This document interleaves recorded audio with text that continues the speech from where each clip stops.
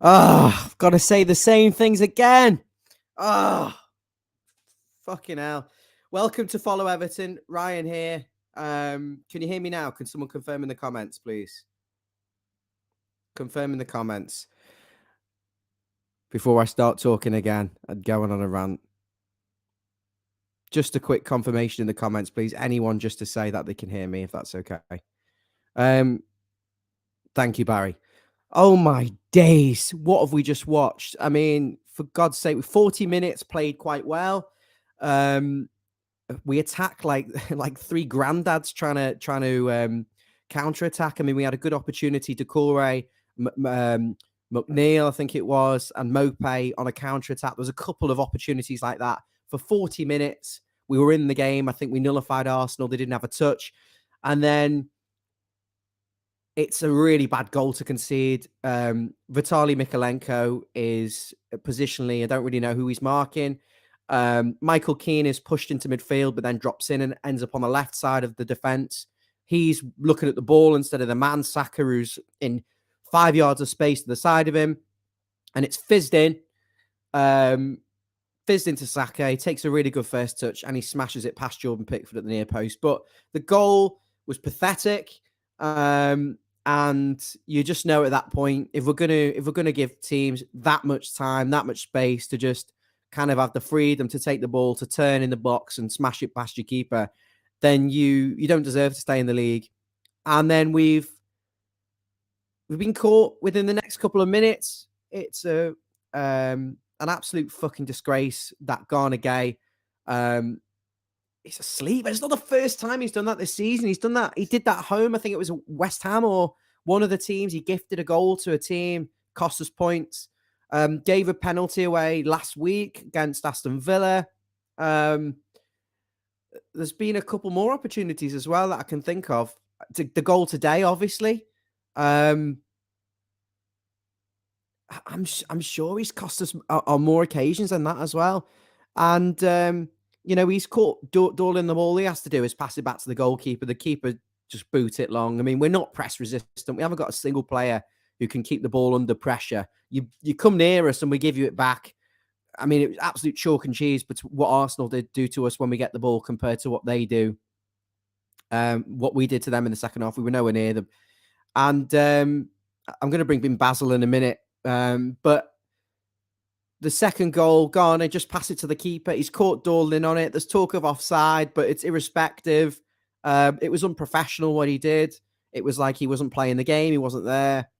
And as people are saying in the comments, he's terrible. He's been terrible all season. He's made loads of mistakes. We've made changes at halftime. He made a weird one for Mason Holgate. I don't know why he brought Mason Holgate on. Should have pushed Iwobi into midfield for me and brought on another striker, maybe Ellis Sims. Arsenal was there. They did have vulnerabilities, and I think obviously at 2-0 down, the pressure was off them, and we were nowhere near them at that point, so it was easy. But I didn't understand the Holgate substitution. He's not played a minute of football for us all season, I don't think. And he was just as bad as all of them. He didn't know whether he was marking, he didn't know who he was pressing. And then we've just played 30 minutes of Arsenal keep the ball, moving it around us. Ben Godfrey's come on. He was terrible. He was kind of like worried about the man in front of him. Should I go in with him? Should I stay out wide and track the left-sided player for Martinelli or whoever it was, making overlaps down the left? So Godfrey was getting caught in two minds whether to come forwards or to go back, and in the end didn't do anything, got caught out for the third. But even still, it's a very... hang on a second.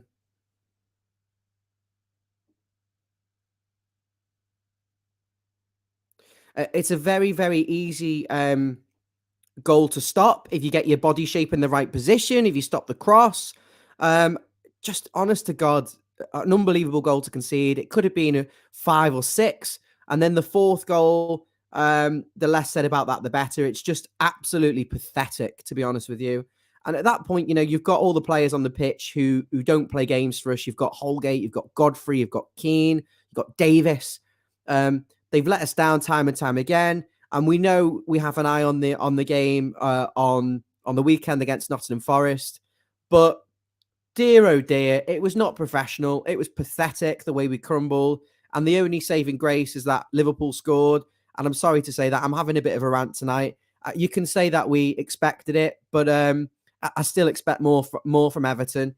And to be honest, at this point, I find it very hard to stay how we can stay in the league. And on that bombshell, I just want to thank everyone for the comments and for joining. There's 100 watching, and now I'm going to go over to David, my brother, who's also been watching, and I doubt he's got anything positive to say, and we'll probably just reflect on the same things that I've said. David, I know you've listened to what I've said, my analysis.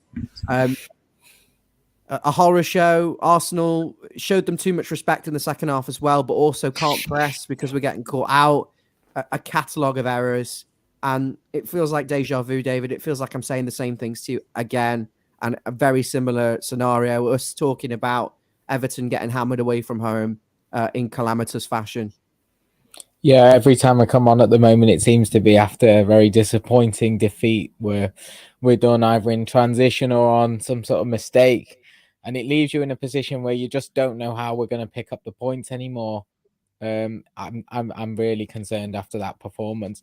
I mean, you can break it down into the first 40 minutes and the next 50 minutes, if you like, and take some positives from that bit. But there's very little to draw at.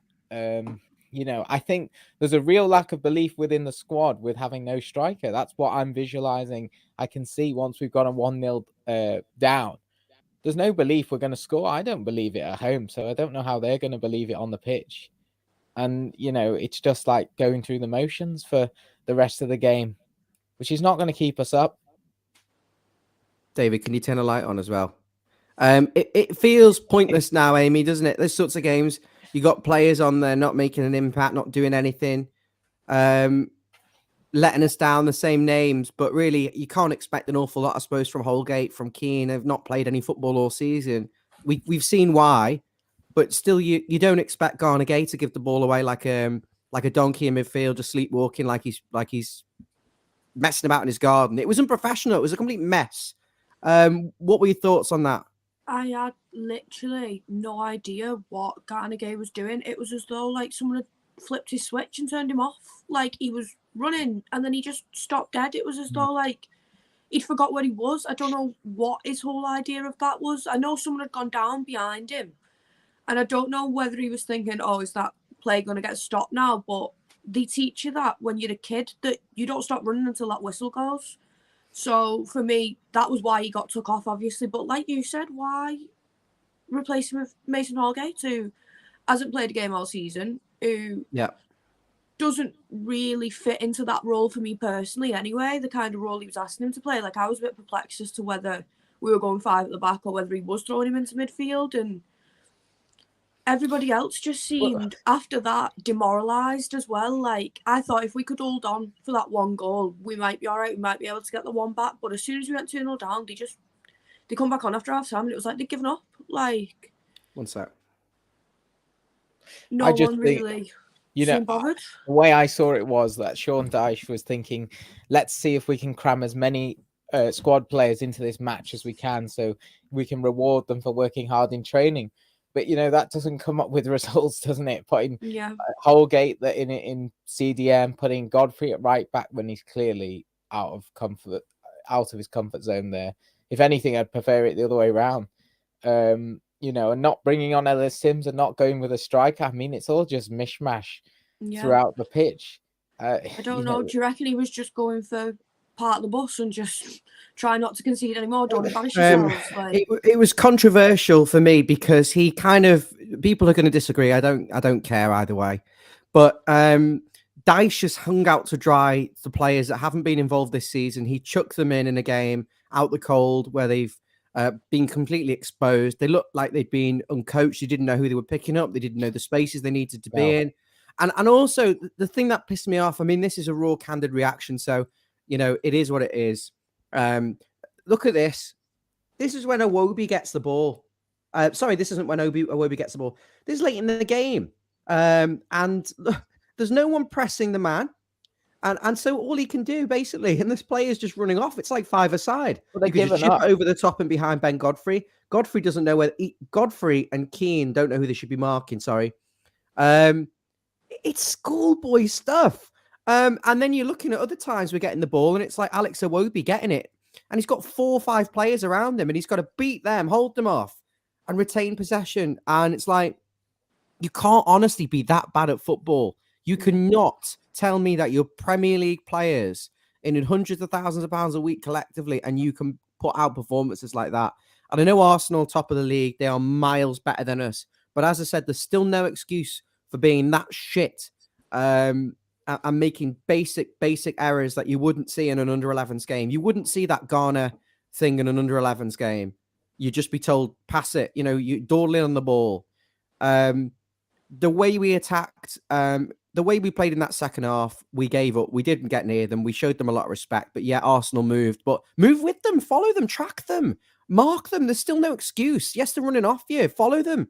You know, don't make life so easy. Put a tackle in. You know, it was passive. We didn't break up the play. We didn't disrupt the rhythm. And Amy, you saw it, you missed it before, but I talked about the full game. I assessed the whole thing with David listening before. And the first half, we were fine for 40 minutes. But when we did get the ball, the way we waste every single attack, we're like a group of old age pensioners trying to counterattack. And it's so bad. And honestly, I'm at the point now where it's not reactionary. We're not gonna stay up in this league. We haven't got the players to score goals. We make mistakes. The squad's not big enough. We're relying on our worst players historically in Iwobi and McNeil to drag us up, and Neil Mopey, who's not scored more than 1 goal in 12 months. So you can't honestly tell me here with any confidence we're going to stay in this league. We're in the bottom 3 now with a terrible goal difference, and we've played a game extra than Leeds, who are a point above us. Yeah, I can see. It's hard to say. I can see 2 teams who are worse than us, because the 2 teams who I'm going to pick as worse than us have beat us this season. Like in Southampton and Bournemouth absolutely embarrassed us. Never mind beat us.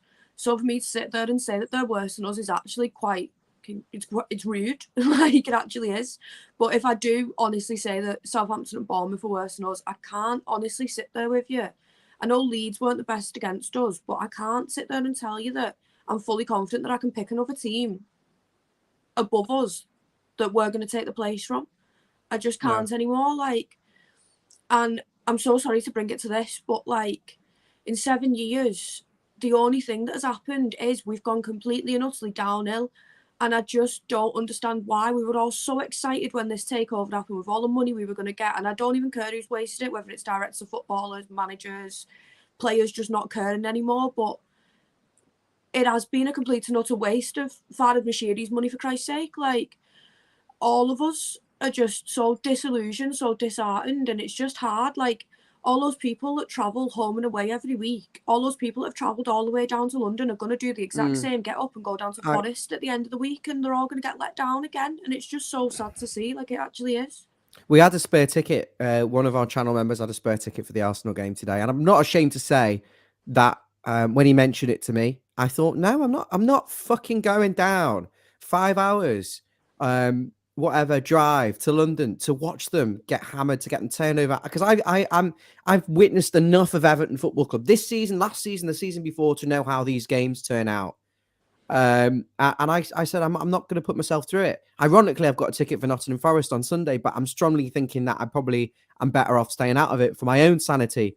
And looking at some of the comments here, I know there's a lot of people watching this. I mean, like the video, don't like the result, but just get the video seen by people. We appreciate it, because otherwise it's pointless if people don't see this. And subscribe. I know there'll be people watching this who aren't subscribed. 50% actually of people who watch our videos don't subscribe, but continue watching them. So please just subscribe. It takes 2 seconds. Sam is saying he had to turn off at halftime. It broke his heart. I mean, Jasmine, my partner, she said I've had enough at halftime. David, I know how your mind works. You're probably thinking I've got better things to do. I've seen this before. I'm going to turn it off. You stuck with it? Yeah. Of course I stuck with it, but I didn't want to watch it, and it was... Look at the fucking state of me, by the way. No, I didn't want to say anything. You've not shaved. Look at the fucking state of me. Not the just, I've been sitting like this the whole time, twiddling with my beard, anxiety. My hair's a mess. Yeah, you all know I had nails on before this. It was just unenjoyable to watch. I mean, the second half of the script and the writing was on the wall. The substitutions were bemusing, and you were just watching it play out. You're watching them chasing shadows, and you feel sorry for Mabsy and Stevie and John, because they've gone to that, and it's just like, I've been to a few of them where we just collapse, and it's just you're just watching paint. It's like watching paint dry. You're just chasing shadows around the At pitch. 60 minutes, you're waiting for the game to end. Yeah, you're waiting for the game to end. I don't know whether it's mental thing or it's energy thing or it's both, but it feels a bit of both, particularly a mental thing for me. I mean, Steve said in the warm-up they look lethargic and tired. Can they play 3 games? They should be able to play 3 games, but I don't think Dyche thinks they can because he starts messing with the whole lineup. I mean, where was Cody? I suppose he got dropped for being poor against Villa, and Mina's our best centre-back, I would say, arguably, with Tarkowski, and he can't get a look in. Yeah, unbelievable. Unbelievable. How can Yerry Mina not get in? He's one defender who can defend your box. But David, for me in that second half, it was the lack of pressing, the lack of pressure, the lack of following a man, the lack of understanding where you need to be in the structure of the team. And then the fact that when we did get the ball, it's like, well, you're not even no one's asked to go forward. We were literally trying to see the game out from 60 minutes inwards. I just felt like failing at it. Once you went 1-0 down, it's kind of like, how can I make myself look a bit better here? Can we try and scrape 1 goal out of this so we can get away with a 1-1? Then it's 2 in a flash because you've made another mistake, and it's pretty much game over. I mean, I've said before, the mental state of the players can't be that positive when they know their own scoring record. They know they haven't got Calvert-Lewin, somebody to hold it up and bring it into play, who was excellent against Arsenal and bullied their centre-backs at Goodison. And all we had is Neil Maupay, who's just he's not a lone striker. He's a second striker. Dave, there's a fine margin as well there. You make a good point. Into squares. There's a fine margin. At 40 minutes played, Everton were fine. And I know I've had a little bit of a rant because I'm wound up and I'm stressed and I'm pissed off. And in my heart, I do think we're going to go down this season, and it's sickening. What the owners have done to us in the fact that we've been allowed to be in a position where we haven't got a squad that can compete at this level. But 40 minutes in, we were okay. And we had a few moments where if we could just win the ball back and get the numbers 4 on the counter, we had a 4v2 situation and we played it left instead of right. We wasted it. We wasted a couple. Where it's like we think we're going to get endless amounts of chances. I've seen us do it at Goodison, chance after chance. If you actually look at the stats, believe it or not, we had 5 shots on target. And Arsenal had 5 shots on target. Well, we nearly scored at the end. Davies scored as well. 4. They scored 4 out of their 5 shots on target. We scored 0. It's not like Ramsdale is any better of a keeper than Jordan Pickford either. I'm not bothered. It's not. There weren't great chances, but the Davies one at the end, he should have put it in. Oh, don't start on Davies. He couldn't score. I'm going to say a better word than what you all know I'm thinking of. No, I'm going to say he couldn't score in a brothel. Like, he actually couldn't. It's beyond. As soon as I see Tom Davies come on, I know full well he's not scoring. I'm sick of watching Everton in 2023. I'm sick of watching an Everton team that's got Mason Holgate, Michael Keane. Michael Keane was okay for 40 minutes, and then he's sleepwalking because he's caught in Tarkowski's position. But I'm sick of watching the players like Holgate, and we're 2023. We should be moving on. We should have invested. We should have found the next generation of young talent coming through, whether that's from the Championship where we're heading or from anywhere else. But for 40 minutes, we're okay. But you had chances there, and you've just not been clinical. And then you've switched off. Then you've made a howler, and then you've 3rd and 4th goal. It was reminding me of when we used to play under Sam Allardyce away from home at Tottenham and Spurs and all those teams, and we just teared up, and we're just literally going through the motions, waiting for the game to finish. And you sat there as fans. Thinking, just blow up. 60 minutes in, I was thinking, just end this game so I can do my match reaction and stick my head in an oven. I was almost debating saying let's start the match reaction at 80 minutes because it was over. I mean, Sean Dyche, you can predict what he's going to say, right? He's going to say the game was fine margins. We were really well. We played really well for 40 minutes. We created chances. We limited them to balls that were going out for goal kicks, and we probably did do that really well for 40 minutes. But at the same time, on the flip of that, we didn't look like scoring for 40 minutes either. The best we were going to hope for was a 0-0 draw, which I would have taken. And you've got to look at and say we've taken 3 points off the league leaders elect already. So, to get 6 points out of that would have been a tall order and quite an achievement this season. But we could have got a point if we stayed sharp. But you can see from that first goal, it was just a huge gap. We're meant to play a narrow 4 and we're playing one fullback is miles away from the left centre back. I'm gonna say a few things about a few players that people aren't gonna like. It's gonna be controversial, and I don't give a shit. Michaelenko is shit. Okay, he has not got any mobility. He's got nothing about him. Look at every single left back at this level. The one we sold to Wigan, who's now playing at Fulham, is 10 times a player. Anthony Robertson can get up and down the pitch. Is tenacious in the tackle. Gets his body in the right position. How have we been left with players like Michaelenko? Onana in midfield. What does Onana do? Amy, what is his job? What does he do? He doesn't contribute to the attack. He doesn't defend very well. The fourth goal, he's fast asleep. He's getting caught. He's caught ball watching. He jogs around. He's like got one speed set, and he spends his time on the floor. It was appalling. Was Onana on the pitch in that second half? Because I didn't see him. You should have took him off and put Connor Cody. We should have put someone on, but it was Connor Cody. I've sworn a lot, but it was.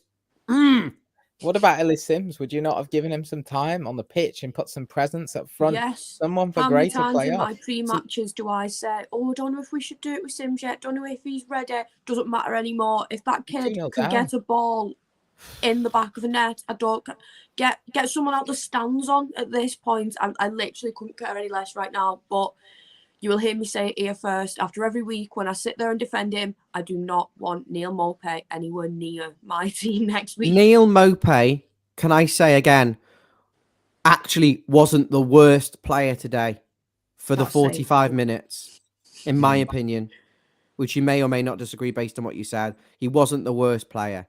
He held the ball up okay. Arsenal were quite passive. They didn't press us that hard. They didn't move the ball fast enough. They didn't cause us any problems for 40 minutes. But the margins are very, very small at this level. If you switch off for 2 minutes against a good team, you're going to get punished. If you switch off twice, you're going to find a mountain to climb. And then the third and fourth goals, Amy, it was like classic Everton under like Silva or Koeman or one of them when we went away. It was all over the place. I said it before, 4 centre-backs on the pitch. Not one of them had a clue between them. Like, it's just so demoralising to watch the same stuff happen week in, week out, where you just watch them and think, have you not learnt? Like, in your positioning, the marking, everything, it's dreadful. Like, I don't know how many times I have to watch a goal replay or watch them in real life and watch a ball go through the legs because they're not stood correctly. Like, it's just simple, basic stuff. And Davies said when he come in that all he wants them to do is the basics. So I can't imagine, no matter what he says in his press conferences, how raging he is with stuff like that as well. And we don't seem like a team that can take constructive criticism at all. Like, well, he subbed Garner off, didn't he? Got rid of him. It's just being... It's like we don't have the mentality to do it. And if we don't have the mentality to survive, we don't have the mentality to stay in the Premier League. Like, and that's absolutely sickening. Like, unbelievable. I think Stevie's at the ground. He's trying to get in. Asking me for a bloody login code like he's not been given it 1,000 times. Keep going while I sort this, please. So what I'm wondering is what these substitutions, why wasn't Onana pushed back into his best role, in my opinion, the CDM role, where he can sweep up, where he can use his legs to get across? Why is Holgate come on to do that role when we need a goal? You could put Ellis Sims up top. You know, I understand Onana's only up there because he's tall and he's a presence and Maupay isn't, and we need to play these long balls. But it's just brainless to me. I mean, I would have put him deep at half time and I would have put Ellis Sims on. And you've got to go for it at that point. It's 2-0 down. The worst can happen, it goes to 3 or 4 like it did anyway. And then you shut up shop and give up. But at least give it a go for 10 minutes. We only gave it one go. And that's when one pass down the line to Demarai Gray. You know, he's quick. So why don't you play him look through like that a bit more? You know, get on the shoulder, running behind, and he had that eagerness to get a shot off, which was a decent effort. Yeah, the second half was a write-off because we didn't touch the ball, and then the one time we did touch the ball, Gray nearly scored, Davies nearly scored. There's loads of comments. There's 200 people watching this stream, but very importantly, I'm going to drop out and allow Stevie to have 2 minutes just to say what he thought about the game. Oh yeah. You hear me okay? Oh, wrong one. What can we say? Where are you, Steve? I left a while ago. I don't leave before the whistle, but in this case, I said I'm going to stay to the 80th minute, and of course, I think the fourth one went on 80, so that was it. I just got the hell out. I would say half of all our fans had left by then. Many were dawdling outside, looking for coaches and just trying to get home. A few that I spoke to were just disheartened. People didn't know what to do with themselves. What can we say? I mean, we did play the best side in the league, but ultimately we were shambles, especially in the second half. We didn't put a shift in. We were chasing shadows for the whole of the second half. You would think there would be a bit more bite and interest, but Stevie, were they knackered there? Because you said in the pre-match that, or on the chat, that they looked lethargic. Did they seem lethargic, or was it mental thing? they just looked like. Tactical?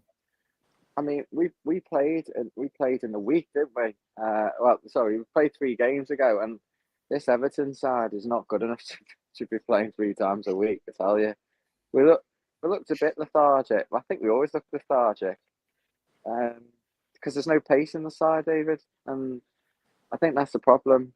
I think we're chasing shadows. I mean, really, the turning point was, and I was listening to a little bit of the national radio on the way back, was Everton were okay for 40 minutes, but once the goal goes in, we're a bit like feta cheese. We crumble very easily, and we're seeing it time and time again, but it's so demoralising when, you get your hopes up. A few games ago, we weren't too bad, and I saw the team sheet. And I thought, it's not going to happen. Not going to happen today. And Arsenal are, let's not get, perspective here is Arsenal are a class act. They have really good accuracy with their passing. They can cut through the lines. They've got a final pass, a killer third pass.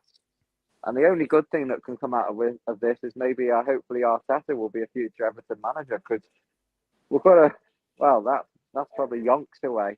Amy, what do you think? I mean, it's painful to watch, isn't it? It is. It's just. I keep saying the same word. It's demoralising. It's unfair. I sound like a petulant child saying that, don't I? But it is. Like, it's just not. What the non-illegal stream that I was watching was saying, like, to be a club of our stature, our standard, to be witnessing performances like that, it's just not.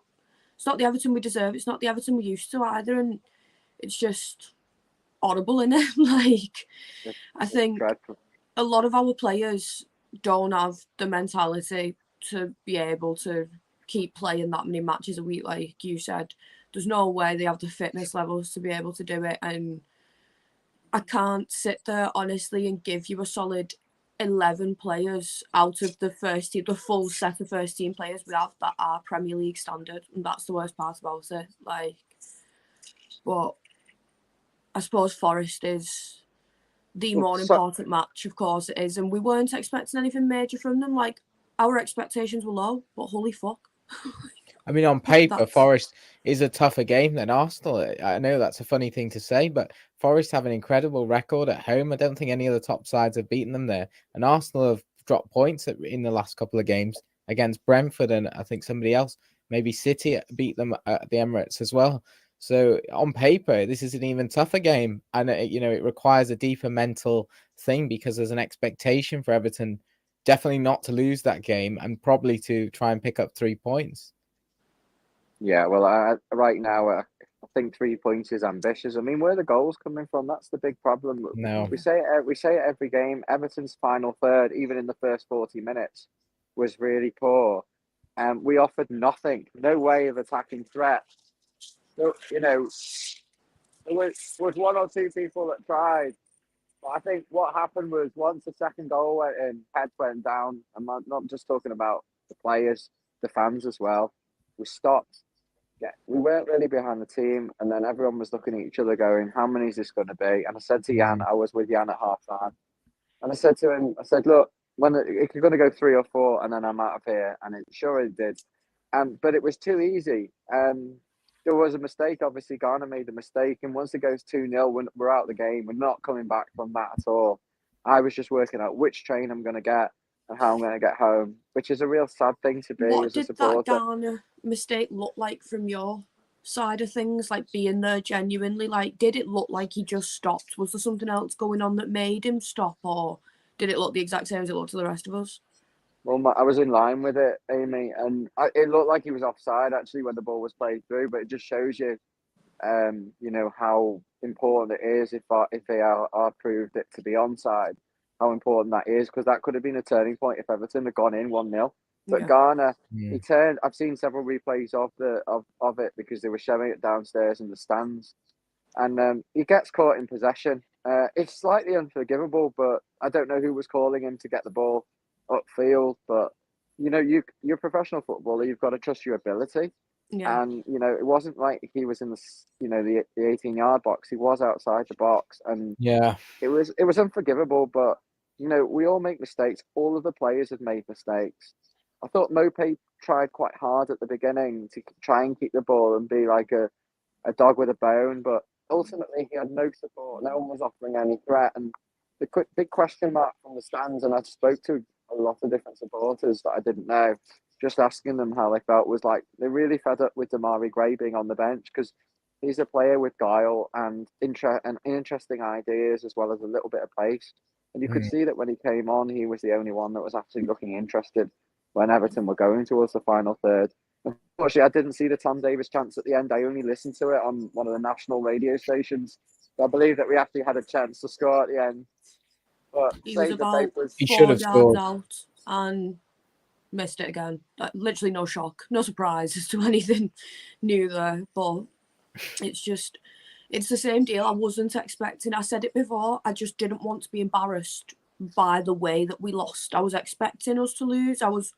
My biggest hope was that we'd get a point. Like that was my big thing today, where I thought, oh, I'm reaching there, asking for the point. But it was just that second half was embarrassing in comparison to those first 40 minutes as well, and in comparison to the way we played them at home, dreadful. Yeah, I mean, look, we were playing a much better side than us, and maybe we had unrealistic expectations after, you know, the goal. I start looking at the clock, 20, 30, 40 minutes. It gets to that 40-minute mark, you think we're going to go in a half-time goalless and we're in the game. And that's mission accomplished, you know, to still be in the game towards the end. I think it, as we've seen before, it all goes horribly wrong, but it's so demoralising for Everton fans that have travelled a very long way. It's an 8 to 10 hour trip at best. Jan left at 1:30 and missed the kickoff. And then to go back, it's a sucker punch. And we deserve better, but ultimately it's to do with a lack of quality in the squad and a lack of competition for places more than particular no-shows, because we were chasing shadows, but there's a real lack of threat. I mean, I don't know what team talk that anyone would have against Everton, but if you were on FIFA, you wouldn't go Everton, and you'd want to play Everton right now, because we're just soft. We're like marshmallows.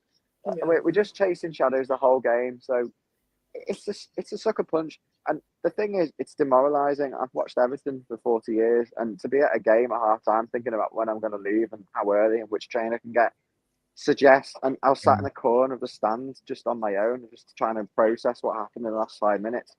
Just awful. It's not good. I mean, Jeff's right, really. You know, we deserve probably. We don't deserve to stay up. If we stay up on this, then I think it's a miracle. You heard it first here. It's like end of last season, we were all saying that was a one-off now. We won't be back in that position next year. And here we are, once again, back in that position. And it's just, why as a team did they not get together, sit there and say, we are going to do absolutely everything in our power, week in, week out, no matter whether we're expected to get a result, no matter whether we're the favourites, no matter how stressed out we all are, no matter what the chances are, we are going to do our best. And they just didn't do the best. I said it on another stream last week. It's when your mum used to say to you, I can't tell you off if you try your hardest. They didn't try their hardest. And that's my biggest issue with them right now. It's very hard, Amy, to try your hardest when you're 2-0 down in a stadium that I must admit was full of atmosphere today. Was it a good job?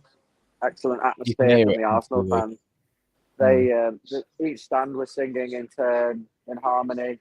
The drummers were going. As annoying as it was for an away supporter, it was one of the best home atmospheres I've seen in a long time.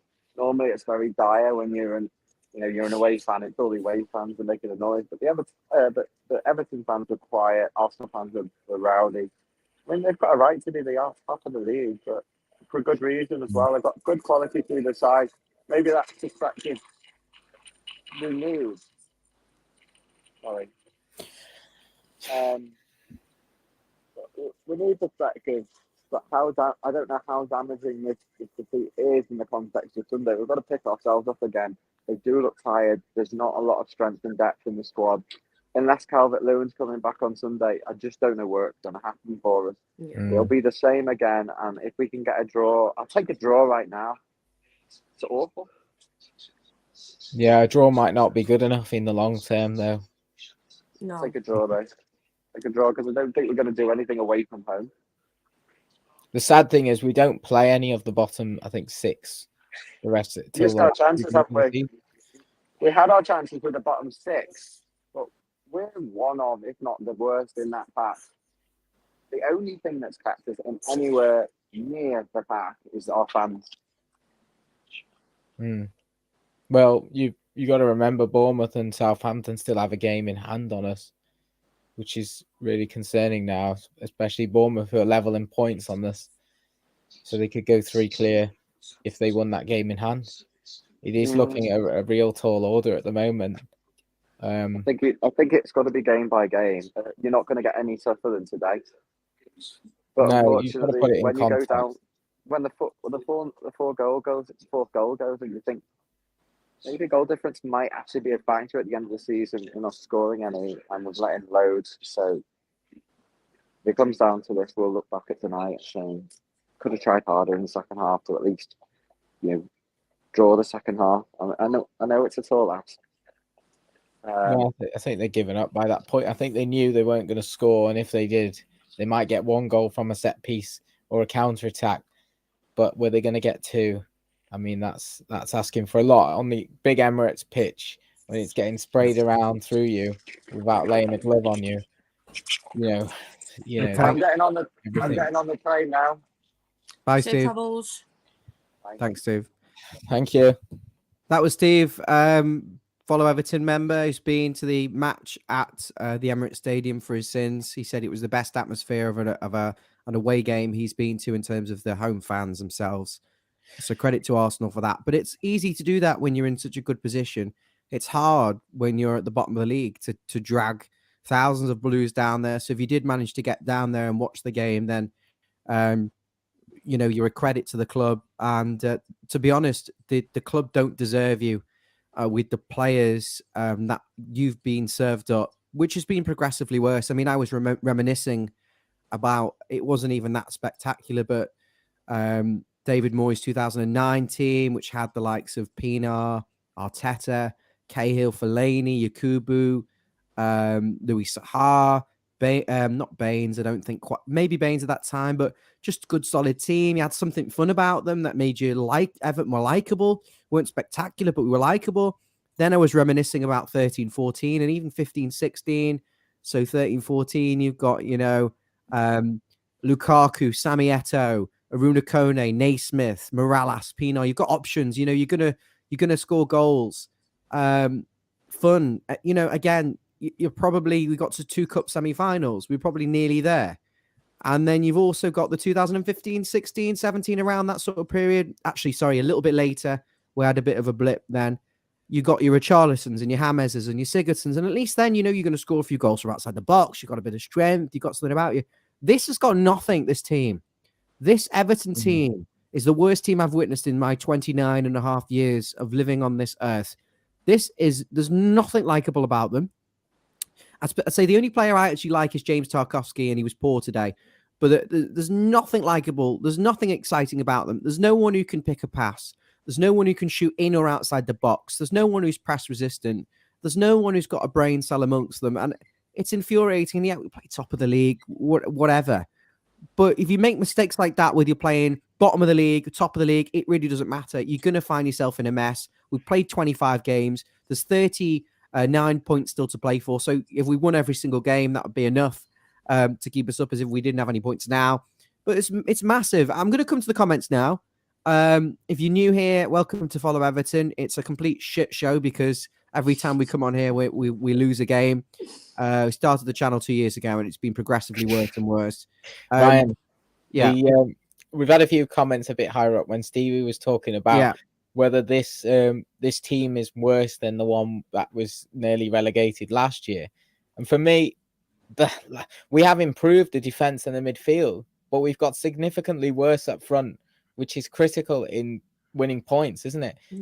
Yeah. For what we did positively, we've also lost the same amount negatively. So I think it's easier to solidify a defense than to turn water into wine in terms of the cat's about to walk across the screen.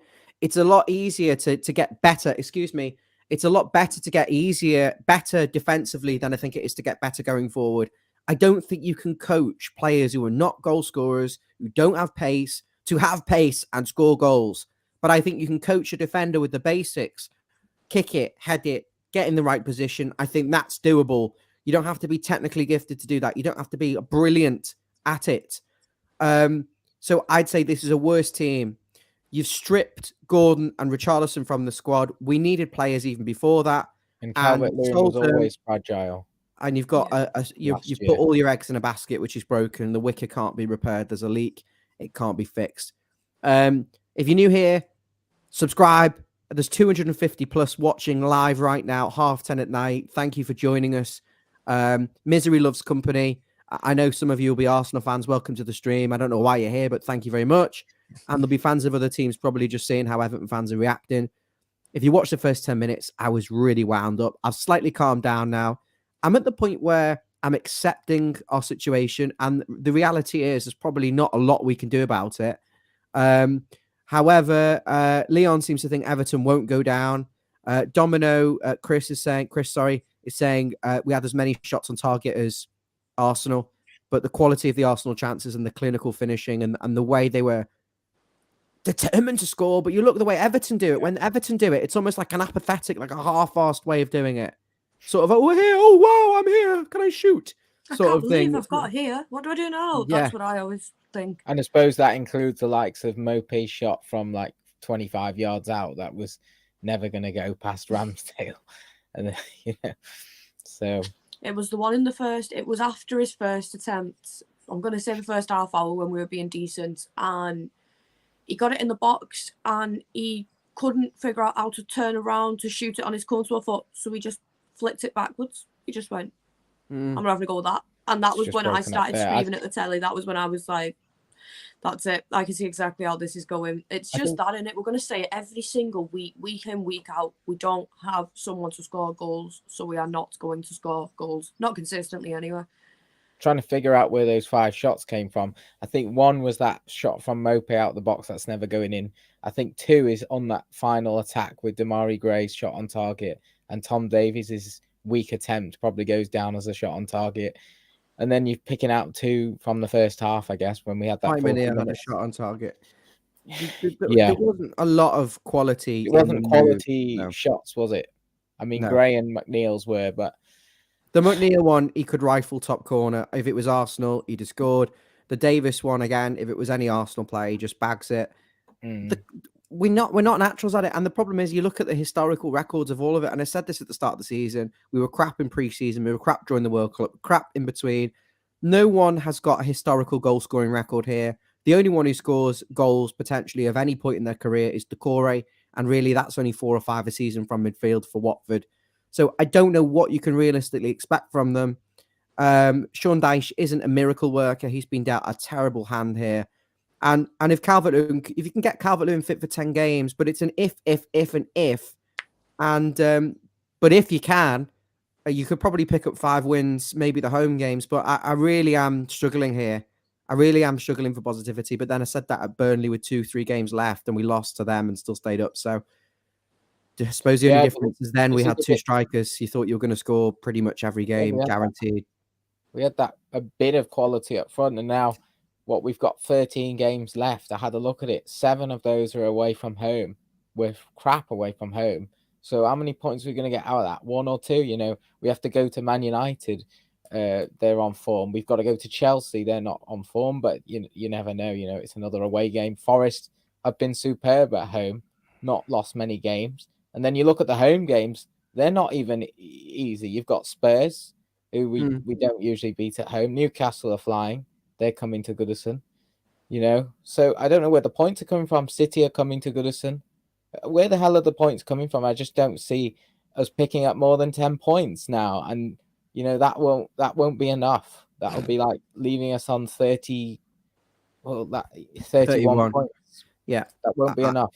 I think we're not going to stay up unless 3 teams end up being worse than us in terms of they have calamities. And the sad thing is, as people have said in the comments, thank you for all the wonderful comments. I've read pretty much every single one, but there's so many coming in now. It's not like 2-3 years ago when you got a Sheffield United or a Norwich or someone coming up and they're just hopeless and they're not Premier League ready. Everyone's got money, everyone's investing, and there's not much between the teams, and really good teams will go down. I'd say arguably we are the worst team in the league. I've got no doubt about it. We are just utter trash. At least if you look at Bournemouth and Leeds, there's something exciting about them. You think they're going to score, you think they're in the games, they can make something happen. We are just like a mess.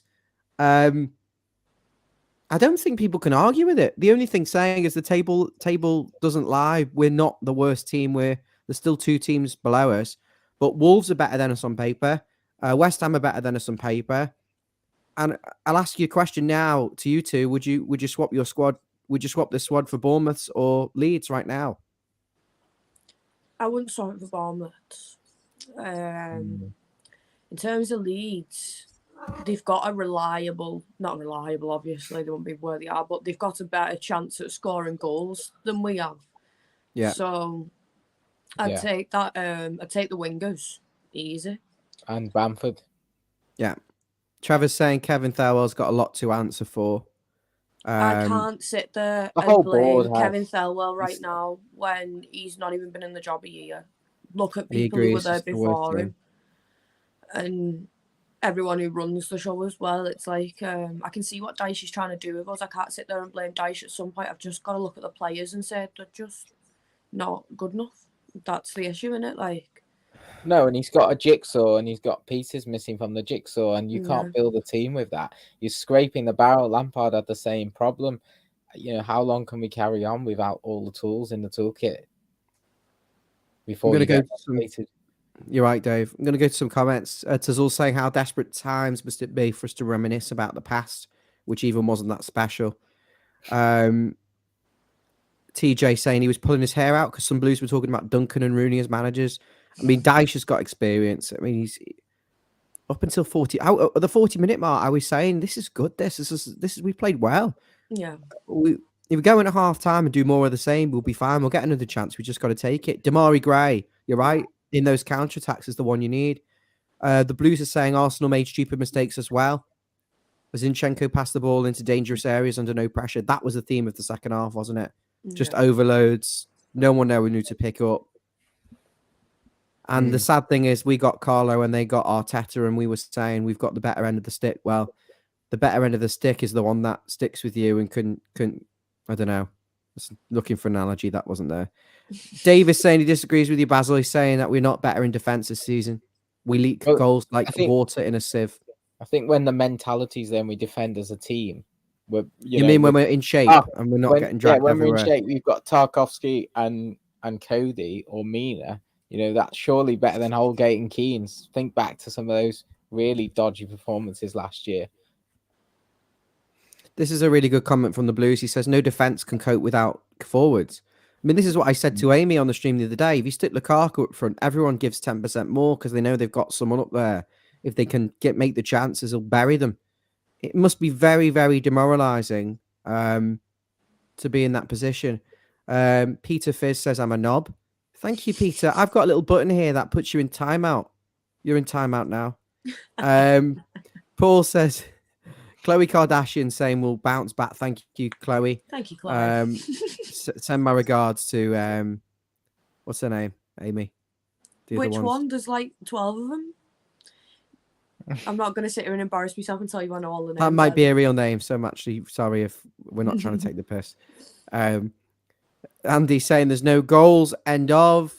Um, I love how we're all as equally optimistic as each other. It is really nice to at least feel unity between us all, at least. Andrew says Mopé cannot play. I thought Mopé was okay for the first half, Andrew. I think he was just unlucky. Playing with shite, you turn into shite as well. Gray came on with a bit of speed. Yeah, he did. But, you know, he couldn't get the ball because we couldn't get the ball as a team. So only had that one chance at the end where we should have scored. I've actually rebranded myself as Mr. Negative. Oh. It is what it is. Onana is another terrible player, Amy. It's a weird one. I just don't know what he is. I feel like he's a 6, but won't play in the 6 because we've got Ghana and I keep saying this about him. He's still young. He's never played in Premier League before, and I think he just needs the time to find where he fits into this team. But the unfortunate thing we don't have is time in this league anymore. You need to come in ready to go, and he's not fully ready to go yet. But when he plays well, he plays well, apart from all his other issues. I'm just about to compare Onana to Godfrey as someone I don't quite know. He's a fullback and centre back or left back or right. I don't know what Onana is. And I don't know who Godfrey is. I certainly know that he wasn't good today, but he hung out to dry on that right side of the defence. And then maybe Dyche is doing it so we shut up calling for these players and he can stick to his Cody's and his others. TJ's disagreeing. He thinks Onana's good. Paul's saying we're down. Trevor says he agrees with you, Basil. 11 points max. Scary, that. And Blue Skies, we have 13 games to get the points. I did have somewhat. I mean, there's been hundreds of comments. It's been ridiculous. I'm trying to find this is it from Neil, one of our regulars. Says Arsenal Opa changed the whole game. The game plan was working. 40 minutes, a goal come out of nothing. I can't legislate for the second goal. And the game is getting away from you. Just change the game. You've got to get the first goal in the games. And he looks like he's utterly livid with Ghana there, based on what he said. Yeah. This is the continue. Thanks, Neil. I played well and couldn't break us down for 40 minutes. That's pleasing for us. In the second half, they show what a side they are. Brilliant. Well, they showed what a side they are because we gave up. I mean, if we played like we did in the first 40 minutes before the goal, they wouldn't have walked all over us like they did for 45 minutes. There's no excuse for that. But, you know, it's like, what message does it say when you're putting Holgate on who's not played a game for like 6 months? So you're almost saying like we're shutting up shop, we're going for out of position. Get it? Out of position, Holgate, bringing him on out of position. He had an easy option there. Iwobi into midfield, bring a bit of engine. There was space in that midfield and put Damari Gray on the right and go from there. And Sims could have come on up top, but he made a shit substitution and brought Holgate on. That Holgate substitution was just wild, wasn't it? Like, I don't know what was going on there in the slightest, to be honest. Like, quite a lot of people are saying that Onana is a defensive midfielder. He is. So drop Onana down as your defensive midfielder and bring Gray on for that attacking. But he thinks capability. He thinks he can win the headers and maybe build the attack. But I've not seen any evidence of him. I think I saw one header against Villa watching that back that he should have scored it. You know, that's the only chance I've seen him have where he's got in the box and attacked a header. But, you know, he just doesn't do the job there. I can see why he's up there for the long balls. He can go up there for long balls from goal kicks, but then he can sit back in deep as that number 6. He's not effective usually up there. So why force him? It's only because we don't have a striker. I mean, it's all centers around not having a striker and having to put players in places you don't want them, and then somebody else loses it. And it all just becomes one big disaster. And it's just much harder. A lot of it is playing for position, and he thinks that he can hold the ball maybe and make it harder for the defenders. But at the same time, he doesn't score goals. He's not a goal scorer. You can see that. Technically, he's not that good. He doesn't go past anyone with the ball. When I watched him at Lille, what I thought we were getting was this midfielder who picks up the ball and just bombs it past people because he's so strong and quick. What we're seeing, I don't understand who this guy is. Simon Byers, he won't take Bamford. He's saying no. He's saying he can't hit. Well, at least he can't hit. But I agree, he can't hit a barn door. But at least he can win a header, or he can chest it down and lay it off. Mopey loses it most of the time. He tries to control it. He's not got the support around him either. You know, you know, you can keep saying about Onana. I don't want to criticize him too much because you look at the drop off when you see Tom Davies come on, and there is a drop off. So it's clear that he's still in our best 11. I think the likes of Godfrey and Holgate prove why they're not really playing the minutes either today. The sad thing is, just before I go to CJ's comment, we go into these games, we're not attacking, we're not going to attack, and we still got battered 4-0. It's not like we've gone there, played open, expansive football, made overloads, tried to really cause Arsenal problems. We've played defensive football and still lost 4-0. That's what I was going to say just then as well. How can you play defensive football and be half parking the bus, I suppose, and still letting 4 goals out? You've got 2 defensive midfielders, 4 centre-backs, and a left-back on the pitch. I mean, we let in 2 after half-time, I suppose. How'd you let in 2 goals when I know full well that plan after half-time was to come out and play defensively and try not to let as many more in and then take the chances on the counter when you could get them. So how, when that was the main idea, do you manage to let in 2 goals? I know that game mistake was possibly the worst goal out of the whole game, but them other 2 as well at the second half was just easily avoidable if your defenders were in the right positions and doing the jobs properly. So it does look to me like in the table, you're now looking at goal difference as a big factor because we've conceded 4. We've got the 4th worst goal difference. Wolves have got -17, we've got -19, so we could possibly pull that in. You've got Forest are 4 points clear of us, but they've got the -24. So you're looking at that Forest game thinking if 3 points really does drag Forest into that relegation battle. The Forest have got a really good style of play where they have high energy and they look like they can score goals and cause teams problems. We're okay at home, but with the minute we make a mistake, if we go down in a game, that's it. We have to get the first goal in the games. We have to not... Look, we're not playing Arsenal again. And apart from City, you know, and possibly United away, I think we've got a chance in all the other games if we play like we've done at home against Villa and Leeds and Arsenal.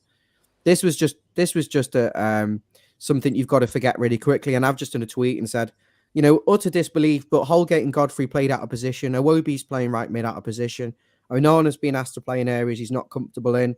There's huge demands on Decore, who's barely played all season, and Keane out from the cold.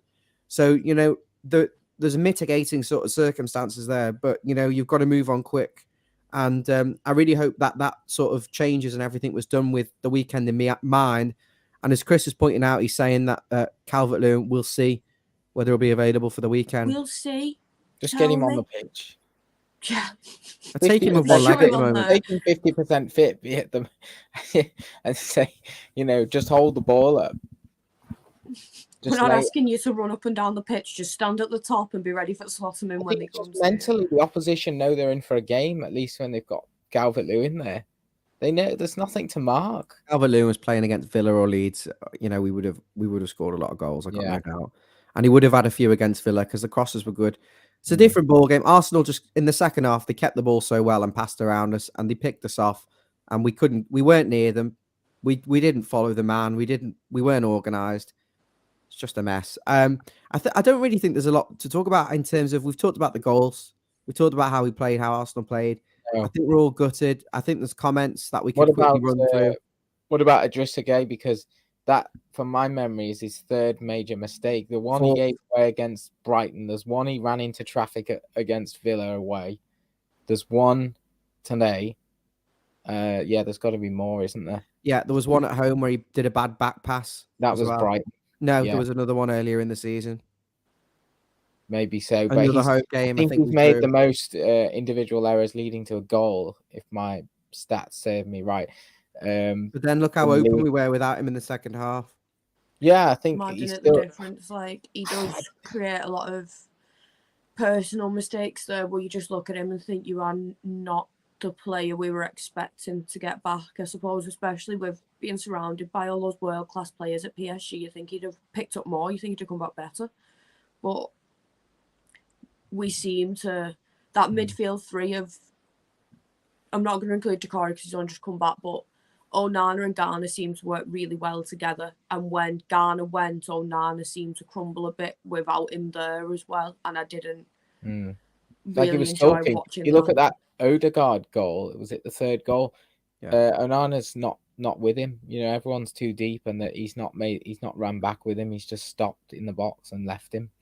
Yeah, it's like he gave up in that game. But I'm trying to think back to a moment in the season where we got the balance right in any of the position, any of the defense, attack, or midfield. When Onana was deeper and Gueye was on the left, I mean, it's something obviously Lampard changed, because I think he realised this issue with Gueye and the pace of the league and giving away the ball, and put him slightly higher up, let him chase it like a yard dog. But is that the best way forward? You know, put Onana deeper. If Garner's not in the team to win, if Idrissa Gueye is not in a position to win the ball back and actually put out the fires, he's redundant. Yeah. So, you know, the fact that he's now giving goals away, but also you saw how open we were without him. Amy, you made a really good point a second ago, and I had something to add to it, and I can't remember what you said. Oh, it's Ryan compliments me on a good point. Thank you. I can't remember what you said. Just that. The Onana one. Yeah, the third goal. I mean, Godfrey's caught out of position. He doesn't know who he's marking, and Iwobi's letting down, I suppose, or the midfielder, the third midfielder of the five on that side's got to support. It's disjointed, and then you can also stop the pullback. Onana jogging back. Yeah. It's a lack of effort, a lack of understanding of where you need to be. You can put your life on an Odegaard pullback at some point in these games. I said that for the home game. That was a threat, and the midfield was there to stop it, and it wasn't today. Everyone, thanks for watching. Make sure you like and subscribe. There's still 177 people watching. If you're not already subscribed, hit the subscribe button right now. If you're already subscribed, hit the bells and notifications. I'm going to do a player ratings video in a few moments. Just before, I'm going to sweep up some of the comments here. Peter saying Forest are on 25 points. They're stuck on them. Obviously, we play them on Sunday. It's a big game. This is the one from just talking about Arsenal's second goal. He's got no explanation. He can't understand it. Caught in three minds. Ghana. TJ says the defense is just as bad. David is saying that we're the Sunderland of the West. Cody is a secret cop-out trying to send us down, apparently. Eugene saying Arsenal win the league. They'll slip up and City will win the league. But Kevin disagrees. Milky says Dyche took a better Burnley team down last season. Trevor's saying if Forest beat us, then it's over. Dave is looking for solutions. He says Onana, Iwobi, and Decore as the three. I think you've got to do something, you know, in certain games to try and have more effect on the ball. But Iwobi gives the ball away, doesn't he, sometimes? And then you get caught out and they run up the other end and score. So he's another one who makes mistakes in bad. Yeah, he's not going to check. He's not going to do it though. He's always going to play a narrow four with two sort of inverted wingers, right mid, left mid, narrow in the midfield. He's never going to deviate from that system. He has his way of playing. Sai is saying we let in 4 goals. Arsenal playing the best football in the league. Our defense is shocking. There's a lot of people talking amongst each other in the comments. There's loads of comments and debate. Apparently,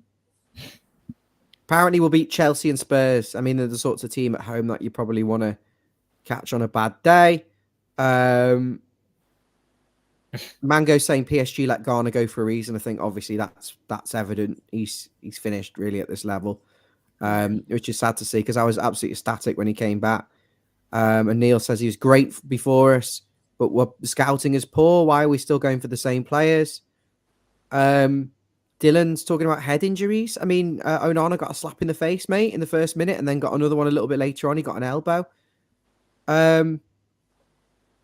I mean, there's hundreds and hundreds of comments. I've missed half of them.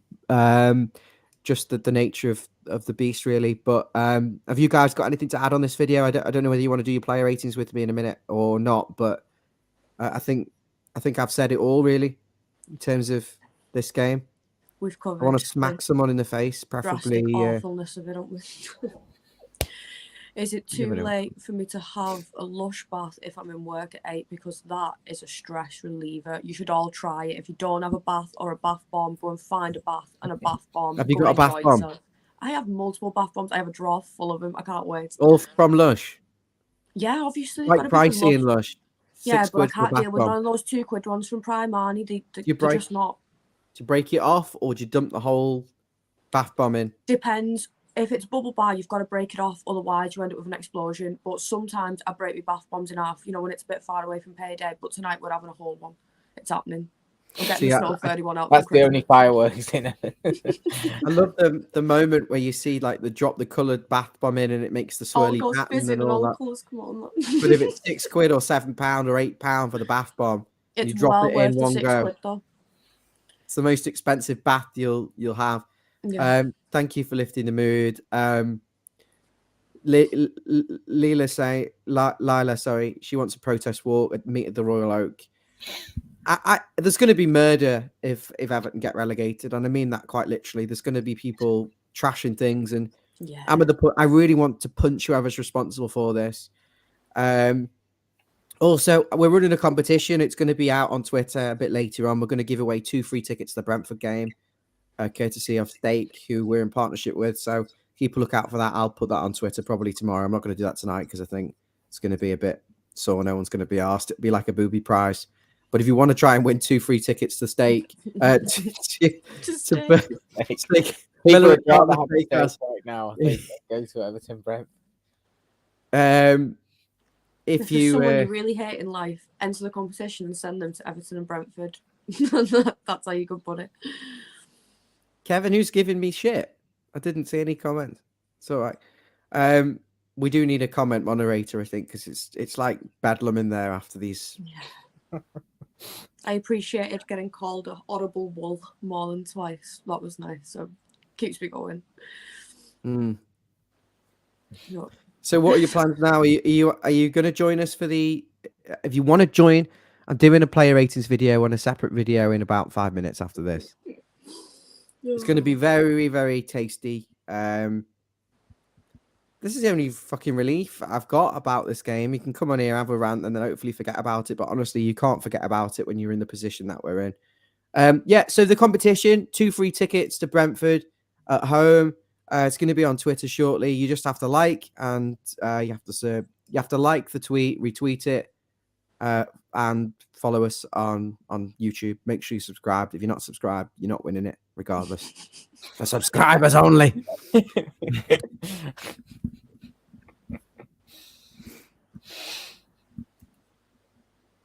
Bless us. Look at those 3 sad little faces in a row though. Should never have come to this. Thank you for watching. And we'll see you for the preview for the. I'll see you for the preview for the Nottingham Forest. We'll see you in the middle of the week.